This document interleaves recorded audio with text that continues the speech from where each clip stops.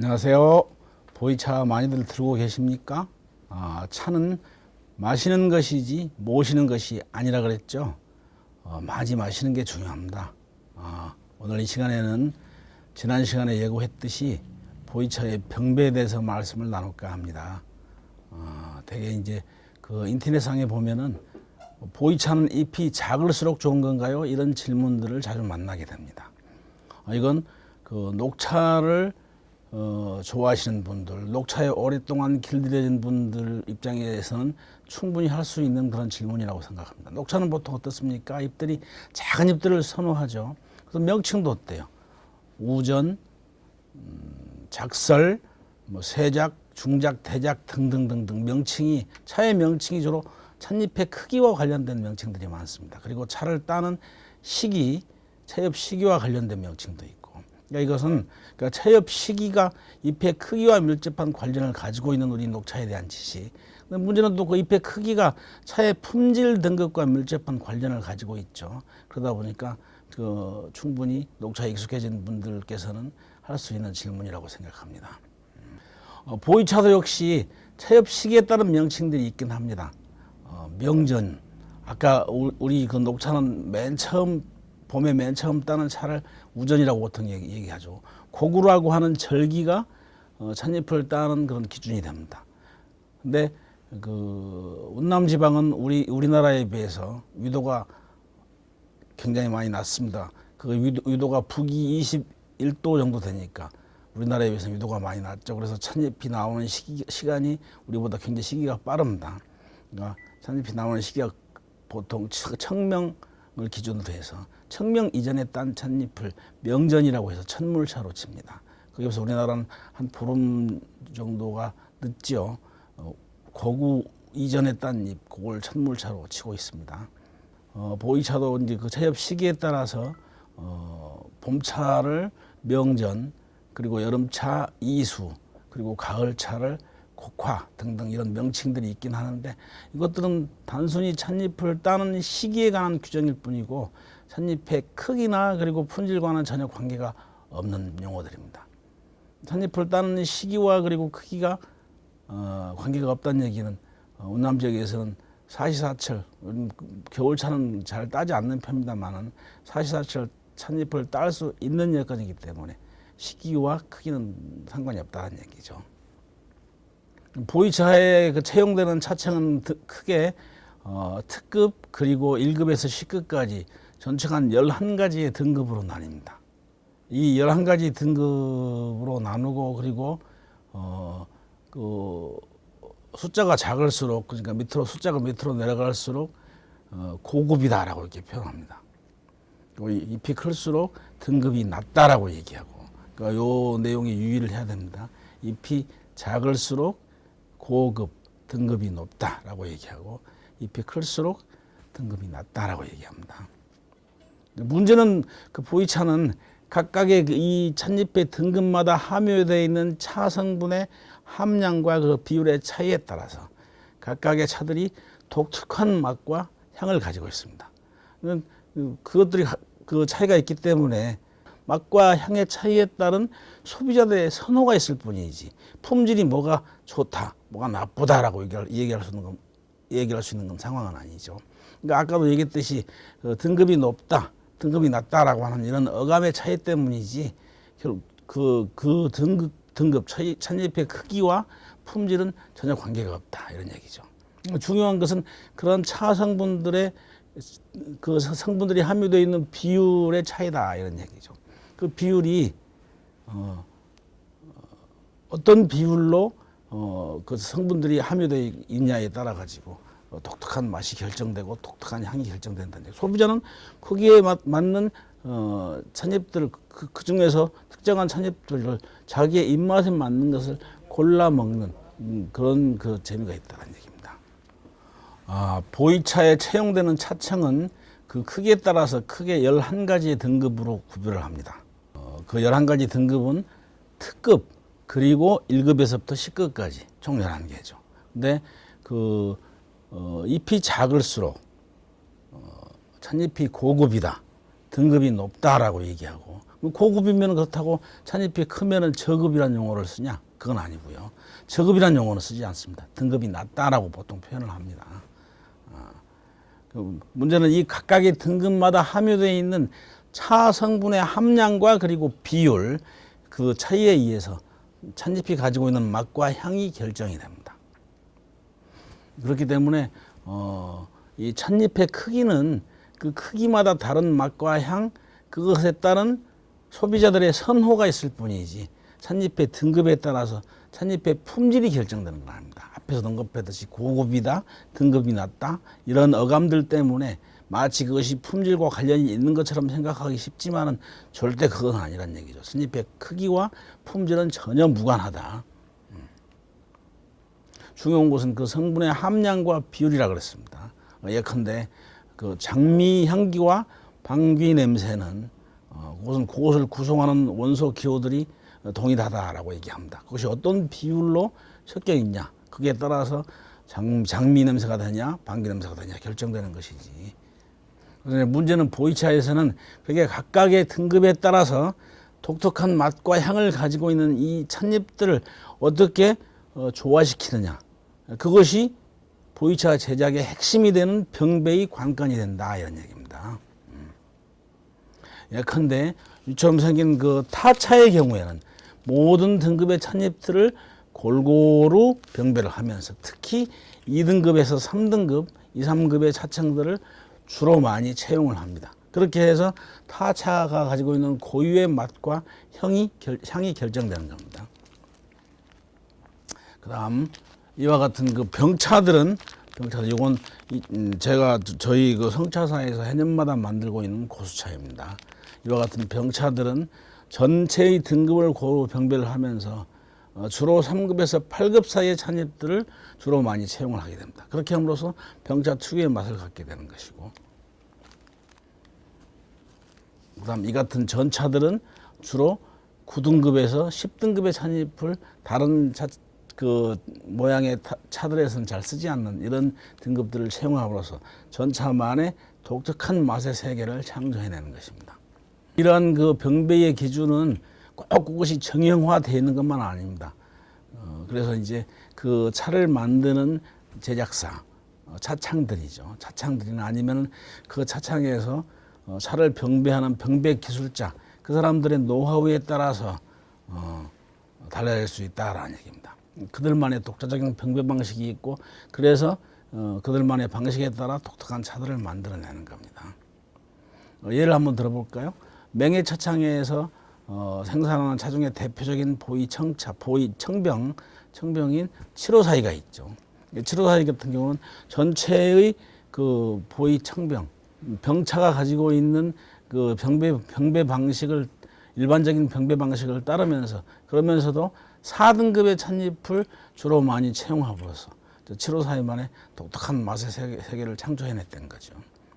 요즘 들어서는 그 병차와 타차, 전차에 채용되는 찻잎의 등급, 그 병배의 특징들이 예전처럼 고전적인 방식처럼 그렇게 적용이 되지 않고, 제작사에 따라서 어떤 경우에는 타차에 채용되는 그 등급들이 찻잎들이 병차에 그대로 적용되기도 하고, 또는 병차에 적용된 찻잎들이 또 전차에 그대로 적용되기도 하고, 그런 경우가 허다합니다. 그러니까 동일한 차청을 가지고 따로 그 차만을 위한 병배를 하지 않고 모양만 다를 뿐 차의 내용은 같은 그 차들이 많이 생산되고 있다는 얘기죠.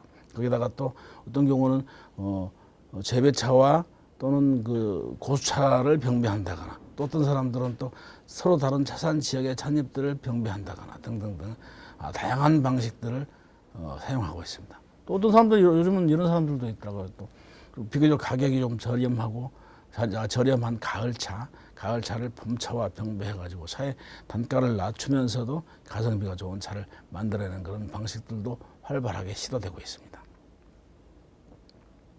결국 보이차의 병배라고 하는 것은 무엇이냐? 각각 맛과 향이 다른 그 독특한 맛과 향을 가지고 있는 각각의 등급의 찻잎들, 그것들을 어떻게 조화시키고 융합하느냐, 거기에 따라서 승화된 맛, 한 단계 더 승화된 맛의 세계를 창조해내는 것이고, 거기다가 보이차의 특징인 월진 월향, 후발효의 특징까지 곁들여지면은 아주 보이차만의 독특한 그런 세계가 만들어지는 것이죠. 보이차는 그 각기 다른 음색을 가지고 있는 악기들, 그 악기들의 음색을 조화시켜 가지고 협화음에 의해서 만들어지는 오케스트라와 같은 세계다. 또 이해하기 쉽도록 다른 예를 들어보면은, 다른 비유를 해보면은 짜투리 천들, 아무 쓸모없는 것처럼 보이는 것을 짜투리 천들을 조화시켜 가지고 만들어낸 그 조각보 있죠. 조각보들처럼 각각의 요소들이 가지고 있는 그것들을 조화시키고 융합시킴으로써 좀 더 차원 높은 그런 세계를 만들어내는 차다라고 얘기할 수 있습니다. 보이차의 병배와 관련돼서 자주 듣게 되는 질문이 있습니다. SNS나 아니면 인터넷을 통해서 저에게 많은 분들이 질문을 해오는데요. 그 중에서 대표적으로 초보자들 중에 이런 질문들을 많이 합니다. 공통적으로. 병차를 제가 선물을 받았는데 그거 보니까, 차를 보니까 차의 포장지를 열어보니까 그게 딱딱한 나무가지가 섞여 있어요. 이거 마셔도 돼요? 아니면 거기에 뭐 시방이 있는데 뭐 가을 차인가요? 뭐 이런 질문들을 하는 경우가 있습니다. 이거 역시 마찬가지죠. 녹차에 익숙해진 분들, 그런 분들 입장에서라면은 충분히 가능한 질문이죠. 처음에 이해가 잘 안 갈 겁니다. 왜냐? 녹차는 작은 잎들을 선호하잖아요.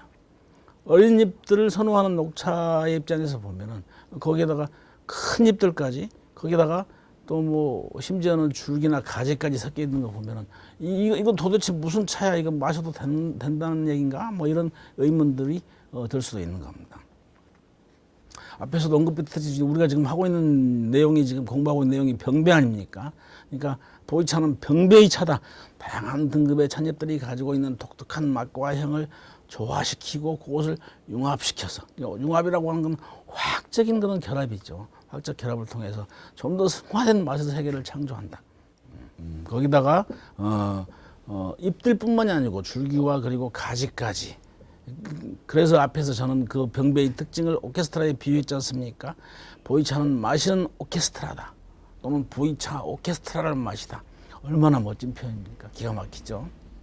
아까 질문에 올려놨던 그 차나무의 잔 가지는 주로 섬유소들로 구성이 되어 있습니다. 근데 이 섬유소들은 또 많은 당들로 또 구성이 되어 있죠.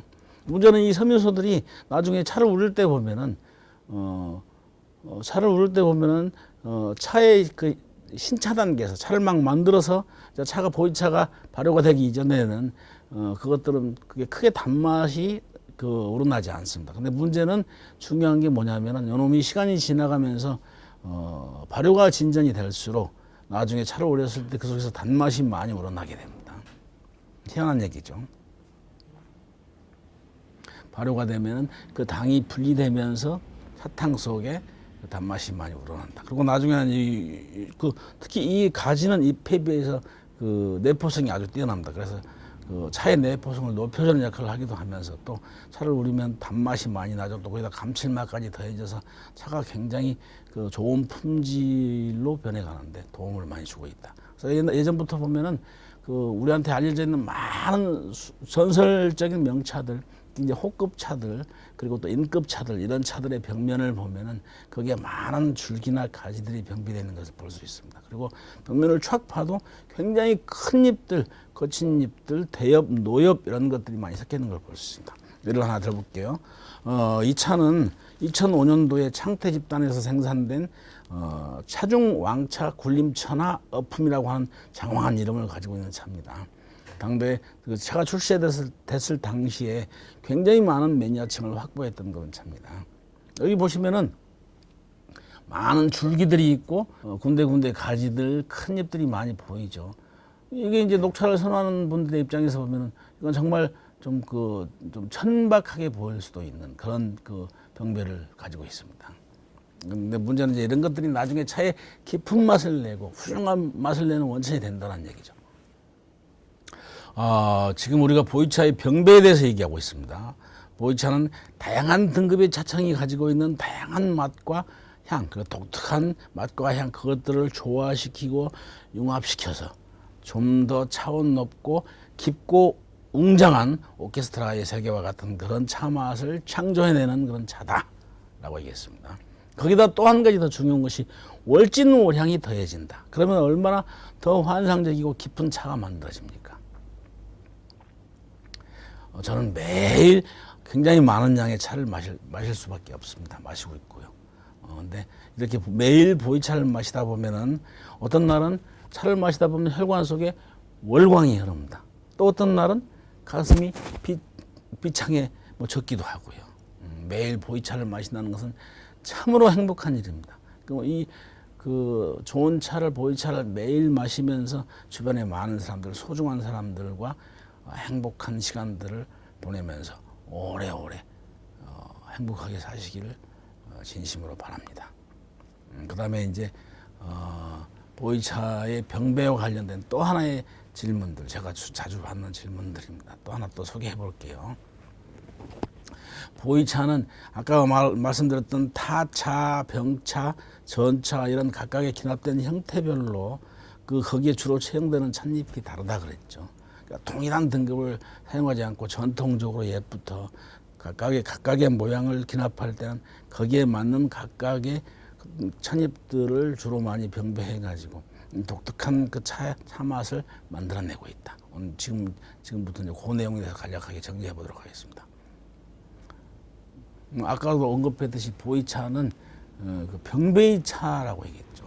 보이차의 원료로 쓰이고 있는 차창은 총 11개의 등급으로 나뉜다. 11등급으로 구분을 하는데 병배이차라는 얘기는 단순하게 그 11가지 등급이 가지고 있는 찻잎들을 어떤 등급의 찻잎만 그것을 주로 마시면서 단일 차창의 맛만 즐기는 차가 아니다.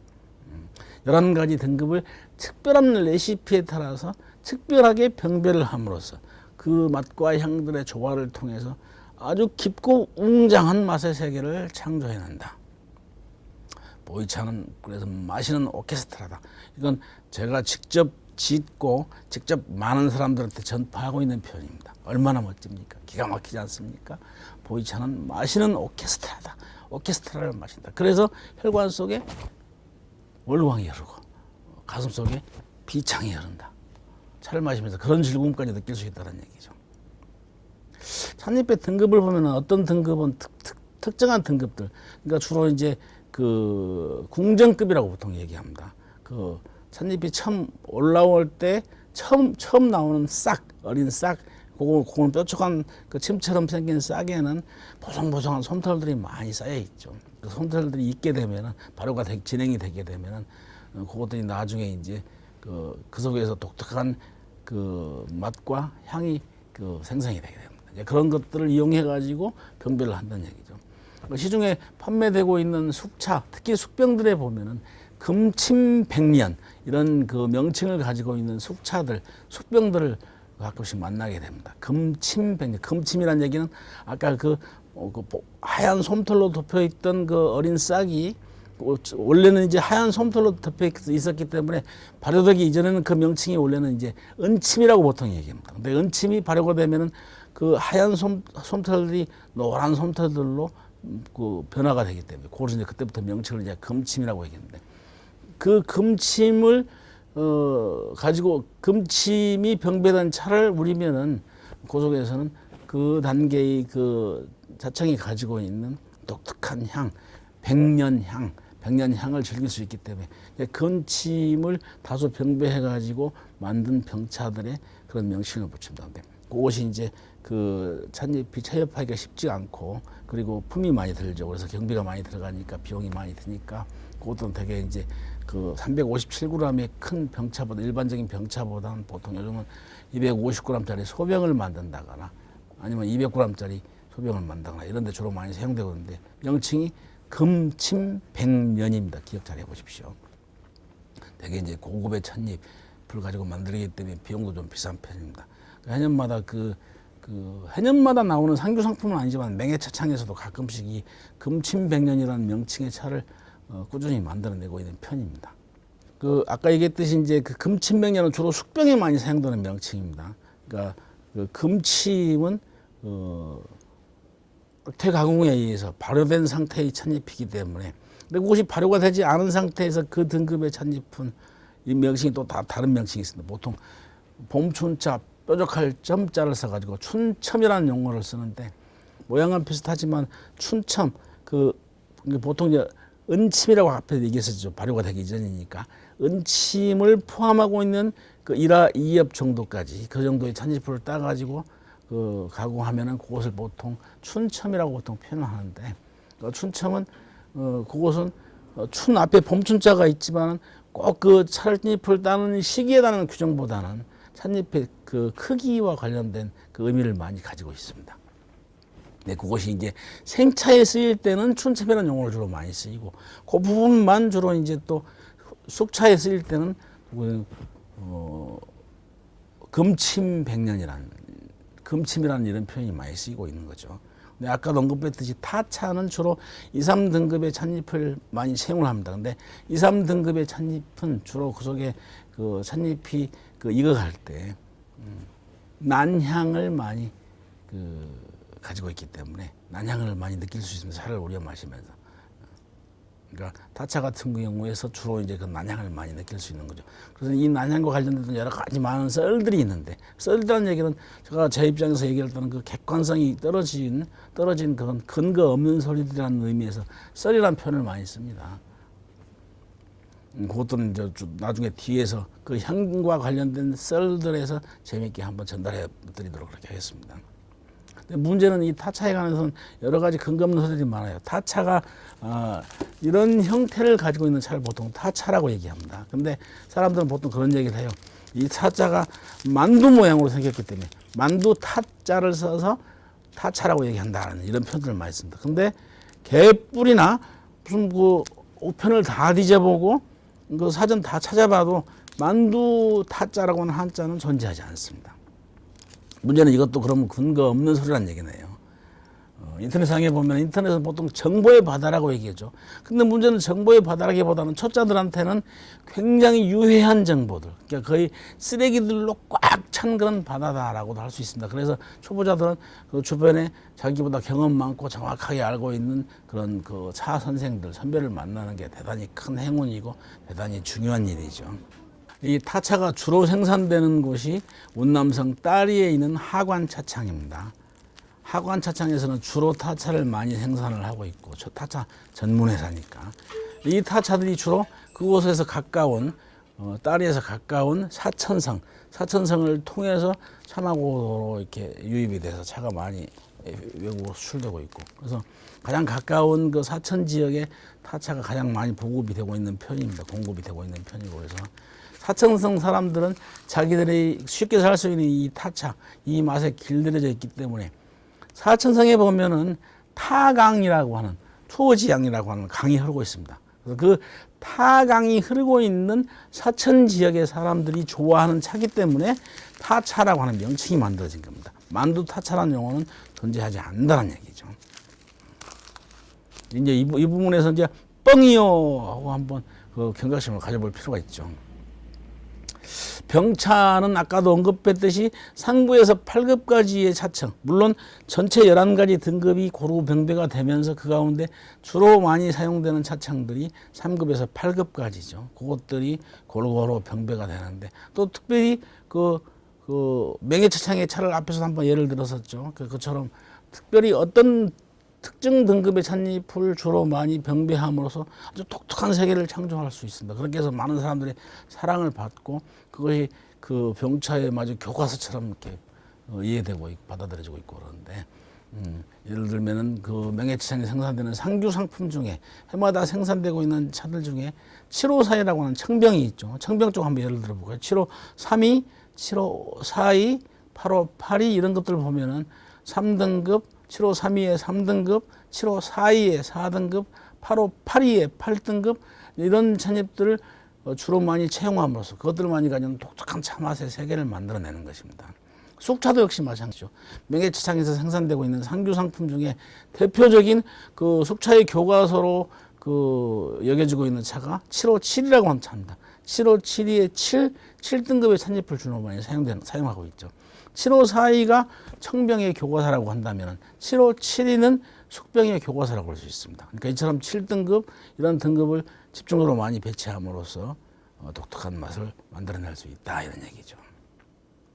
소비자는 그러니까 754이다, 753이다, 3급이니까 고급의 찻잎이 많이 쓰였다, 858이니까 좀 등급이 낮은 찻잎이 많이 쓰였다. 그러니까 얘는 품질이 고급이다, 품질이 저급이다, 이런 얘기가 아니고 소비자는 자기들의 입맛에 따라서 기호에 맞는 차를 골라 마시면 됩니다. 그러니까 또 여러 가지 가운데서 내 입맛에 맞는 것을 골라 마시면 되니까 그것을 골라 마실 수 있는 그런 호사를 누릴 수 있는 거죠. 병배에 의해서. 전 차는 이제 9등급, 10등급이 다른 형태의 차들에 비해서 좀 많이 채용이 됩니다. 그래서 그 등급의 찻잎들이 가지고 있는 독특한 맛과 향, 아주 화한 맛, 이런 향들을 좀 더 느낄 수 있는 거, 달달한 맛들을 더 많이 느낄 수 있고.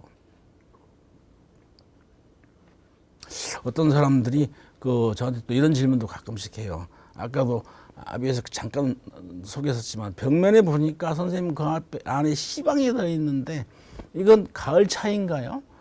라고 물어보고 있고, 인터넷상에 보면 어떤 사람들은 거기다 뭐 이렇게 체크를 해가지고 이건 시방이 있는 걸로 봐서 이 차는 가을 차다라고 다른 사람들한테 규정해주는 그런 경우도 본 적이 있습니다. 이건 좀 대단히 무식한 소치고 좀 위험한 얘기죠. 왜냐하면은 앞에서도 언급했듯이 우리는 맨 앞에서 보이차의 원료가 되는 운남대합종 차나무에 관해서 먼저 얘기했죠. 그리고 그 찻잎의 특성에 대해서 얘기했고, 그리고 그것을 가지고 차를 만드는 방법, 제조 방법에 대해서 얘기했고, 지금은 이제 그것을 제작하는 핵심 내용인 병배에 대해서 얘기하고 있습니다. 그래서 어떻게 맛을 내는지, 맛을 내기 위한 병배에 대해서 얘기하고 있는데, 그 전 단계에서 우리가 얘기할 때 차는 운남대종 차나무는 가을철이 되면은 질소대사보다는 탄소대사를 주로 하기 때문에 뿌리에서 빨아들이고 만들어진 그런 영양소들이 주로 잎이나 줄기보다는 주로 이제 생식계통으로 많이 사용이 된다 그랬죠. 그래서 이제 그놈이 꽃과 그리고 열매에 많이 공급이 되게 됩니다. 근데 생식계통이 많이 공급이 되기 때문에 가을철에 당연히 씨방이 만들어지는데, 씨가 만들어지는데, 그렇다고 그게 지금 우리나라의 다른 과실수처럼 꼭 가을에만 그게 만들어져 있고 그래서 가을에만 그것을 수확하냐면 그게 아니죠. 차나무는 그렇게 해서 만들어진 씨방이 이듬해까지 가기 때문에, 그리고 꼭 봄에만 피고 꼭 가을에만 열매가 열리는 게 아니죠. 가을철에 꽃이 피고 가을철에 열매가 만들어집니다. 그리고 그 씨방은 그 이듬해 봄까지도 가고, 그래서 보통 차나무를 실화 상봉수라고 얘기하지 않습니까? 열매와 꽃이 함께 존재하는 나무다. 실화 상봉수라고 얘기합니다. 그런 관점에서 보면 앞에서 언급했던 것은 씨방이 있으니까 가을차다. 이건 개똥땡 같은 얘기죠. 가장 좋은 차는 무슨 차입니까? 가장 좋은 차는 가장 꼴리는 차다. 누구한테? 나한테. 내 입맛에 가장 꼴리는 차가 가장 좋은 차다라고 누차 강조합니다. 그러기 위해서는 내 입맛에 맞는 것도 중요하지만 가성비도 중요하죠. 터무니없이 비싼 가격에 내가 진정으로 즐거움을 느낄 수 있는 찻잎이 아닌데 그런 찻잎에 쓸데없이 많은 돈을 지불하는 것은 현명한 차생활이라고 할 수 없습니다. 내 입맛에 가장 맞는 차가 가장 좋은 차다. 정말 많은 사람들이 관심을 가지고 있는 얘기죠. 보이차를 선생님 제가 선물 받았는데 제가 가지고 있는데 샀는데 어떻게 보관하죠? 보이차의 보관은 대단히 중요한 얘기입니다. 왜 중요하냐면 보이차는 후발의 차기 때문에 그렇죠. 월진우량을 기대할 수 있는 차기 때문에 보관이 대단히 중요한 거죠. 보관을 잘못하면 정말 싸가지 있는 차를 사가지고 정말 싸가지 없는 차를 만드는 결과를 만들어낼 수도 있으니까 보관 정말 중요합니다. 다음 시간에 같이 만나보시죠. 한 주 동안 즐거운 차 생활 하시기 바라겠습니다. 감사합니다.